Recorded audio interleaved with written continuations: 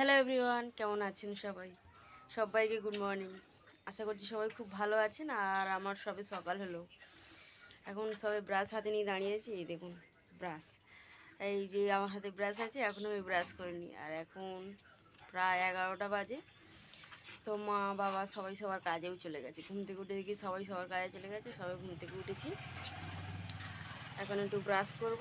আর খুব বৃষ্টি হয়েছে আজ এখানে, আমাদের সকালের দিকে খুব বৃষ্টি হয়েছে। তো একটু ব্রাশ করব, একটু ঘুরে আসি। রাস্তাটা খুব কাদা কাদা হয়ে গেছে আমাদের উঠোনটা। তো একটু ঘুরে আসবো, এসে খাবো। কি খাবার দাবার মা বানিয়ে রেখে গেছে দেখবো। সবাইকে গুড মর্নিং বন্ধুরা। আজকাল আমার 11টায় ঘুম থেকে উঠছি।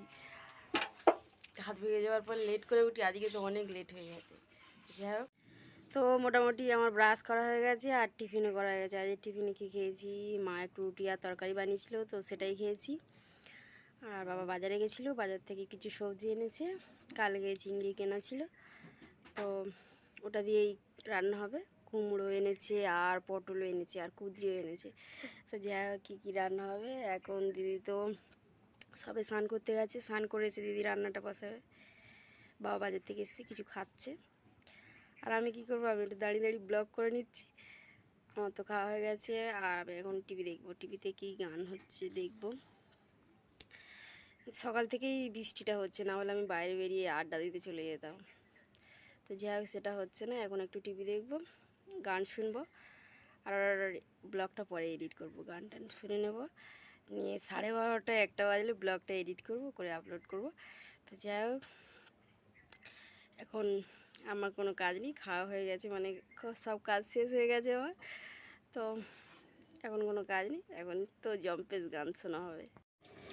বন্ধুরা, আমি একটা কথা না বলে পারছি না, যে একটা কথা আছে, দুঃসময় এলেই বোঝা যায় কে কার কতটা আপন।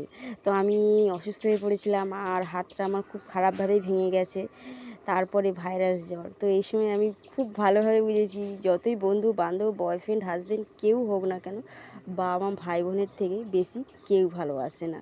তো বাবা মা ভাই বোন আমাকে এই 1 মাসে এত ভালোবেসেছে, আমি ভুলতে পারবো না। জাস্ট যদি মানুষ হয়তো ভুলবে না। আমার বাবা মা আমাকে খাইয়ে দেওয়া, স্নান করিয়ে দেওয়া, এখনও পর্যন্ত 1 মাস হচ্ছে। আর 2-3 দিন পরে আমার প্লাস্টারটা খুলবে। তো যাই হোক, কী বলবো, আমার বাবা সম্পর্কে স্নান করিয়ে দেওয়া, আমার বাবা পর্যন্ত আমাকে স্নান করিয়ে দিয়েছে। আমি এত বড় মেয়ে, আমাকে আমার বাবা স্নান করিয়ে দিয়েছে, খাইয়ে দিয়েছে, হাত ধুয়ে দিয়েছে, মুখ ধুয়ে দিয়েছে সকালবেলা উঠলে। কি বলবো, যত বলবো তত কম বলা হবে। এই সময় আমি আমার বাবা মার ভাই বোনের কাছ থেকে যতটা হেল্প পেয়েছি, হয়তো এটা আমার আগের জন্মের কিছু ফল। খুব ভালোবাসা পেয়েছি এই কদিনে, মনেই হয়নি কখনো হাত ভেঙে গেছে, এত জমিদারি ফল গেছি এই কদিন। তো যাই হোক, আজকে খুব আড্ডা হয়েছে বাবার সাথে। আর আজকে একটু লেট করে ঘুম থেকে উঠেছিলাম, মা কাজে চলে গেছিলো। তো বাবা আমাকে বলছিল, কেন লেট করে ঘুম থেকে উঠলি, মা থাকলে তো খেতে দিতাম। আমি বললাম আমি সুস্থ হয়ে গেছি, সব খাবার নিয়ে নিতে পারবো। তো যাই হোক, দিদি রান্নাটাও কমপ্লিট হয়ে গেছে, এবার আমি স্নান করবো, রেডি হয়ে গেছে। আর দিদি একটু বকাও দিল আমাকে। টিভির ঘরে চলে এসেছি আর টিভিটাও চালিয়ে দিচ্ছি। এখন সবে খবরের চ্যানেলে এসছে। তো টিভিতে আমি এখন অনেক গান শুনবো, কারণ আমার তো টিফিন করা হয়ে গেছে, বাবারও টিফিন করা হয়ে গেছে, বাবার সাথে আড্ডাও দেওয়া হয়ে গেল অনেকটা। তো এখন টিভিতে গান শুনবো আর ফোনটা চার্জে দেবো। এরপরে আধ ঘন্টা 1 ঘন্টা গান শুনবো, 12টা সবে বাজে। আধ ঘন্টা 1 ঘন্টা গান শুনবো আর ফোনটাও একসাথে চালাবো। আমি তো দুটোই চালাই। তো যাই হোক, চালাবো, তারপরে উঠে স্নান করবো।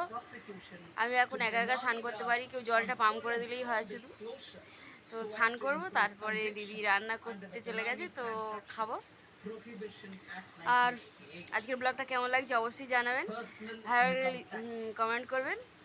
তো ব্লগটা এই পর্যন্ত রাখছি। সবাই খুব ভালো থাকবেন। এতক্ষণ ব্লগটা দেখার জন্য সবাইকে thank you so much. Tata bye bye, আবার দেখা হবে নেক্সট ব্লগে।